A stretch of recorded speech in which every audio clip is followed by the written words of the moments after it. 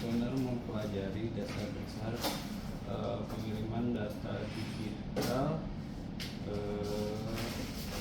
Jadi di sini ada beberapa modul yang digunakannya itu data source. Data source ini dia digunakan untuk sebagai yang membuat si sinyal yang akan dikirim. Jadi sinyalnya itu dia berupa data digital 8 bit. Nah ini untuk pilihan tipe format datanya itu ada 3 Pak. Jadi nanti di sini juga ada untuk error checking Pak. Jadi nah ini untuk error checkingnya itu ada 2 metode. Ada yang menggunakan parity atau metode ganjil. Yang kedua itu menggunakan Hamming code. Jadi kalau untuk Hamming code itu untuk dia sekaligus mengecek posisi bit errornya ada di posisi bit yang keberapa. Nah ini untuk pemilihan format datanya menggunakan subprotokol ini. Nah kemudian ini untuk si sumber datanya. Jadi sumber datanya itu bisa ini kalau yang PLBS ini tuh dia random, jadi dia fix, jadi 01, 011, 001. Jadi ini nggak bisa dirubah. Nah, untuk kalau misalnya di posisi tengah ini baru menggunakan si tombol ini. Nah, ya. Nah, selanjutnya yang tadi itu ada ADC. Nah, untuk ADC nanti dimasuknya inputnya ke sini. Nah, ini untuk input analognya itu dia plus minus 2,5 volt. Nah, nanti misalkan saya kasih ground.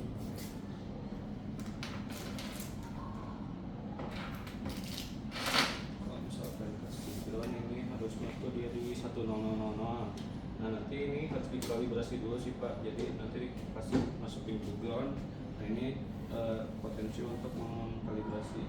Jadi nah diatur di 1000.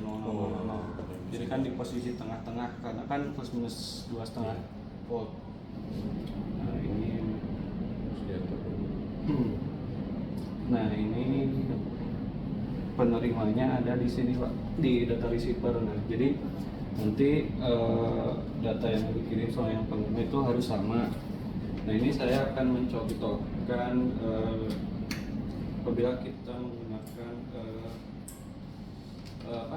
error checking parity. Nah ini BPC. Jadi kalau misalkan untuk kita menggunakan parity itu nanti untuk yang bit ke-8 itu dia otomatis nggak bisa kita kontrol, kita atur. Jadi dia nilainya tuh dia bakal genap gitu yang bit satunya. Nah ini kan kalau misalkan ini kan genap, jadi dia mati. Nah, dia otomatis. Nah nanti misal di sini untuk di data receiver itu ada ini simulasi untuk kita mengasih error. Jadi misal ini ada 8 tombol ini untuk masing-masing bit. Nah ketika dipencet ini dia bakal menghasilkan bit sebaliknya dari yang diterima gitu. Misalkan ini kan menerima bit 1, kalau kita tekan ini bakal dia 0.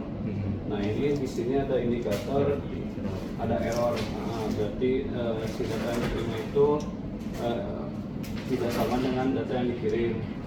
Cuman kelemahannya karena ini dia cuman mengecek si jumlah itunya. Jadi kalau misalkan kita kasih 2 error itu dia nggak akan terdeteksi. Jadi dia hanya mengecek si bit yang diterima tuh bit satunya harus genap. Nah, untuk mengatasi itu kita menggunakan yang ini, yang format data yang selanjutnya yang menggunakan Hamming code.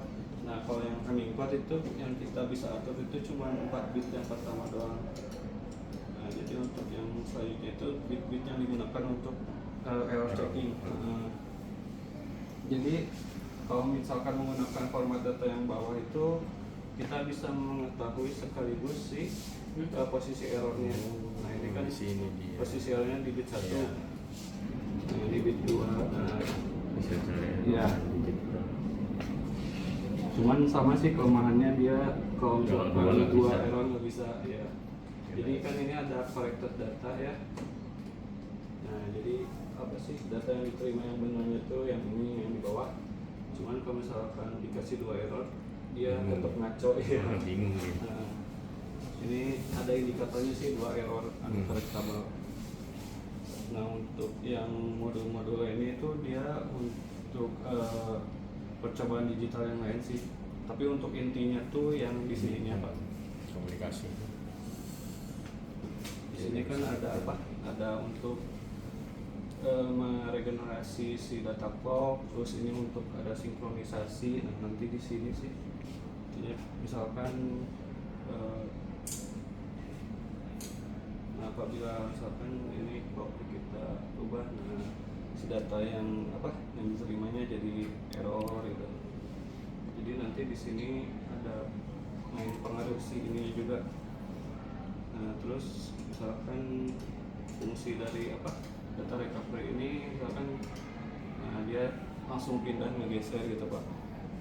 Jadi buat sinkronisasi si datanya juga Pak. Jadi dia data sebelumnya ya. Jadi dia pasti langsung menyesuaikan dengan data yang kirim sekarang ya. Gitu.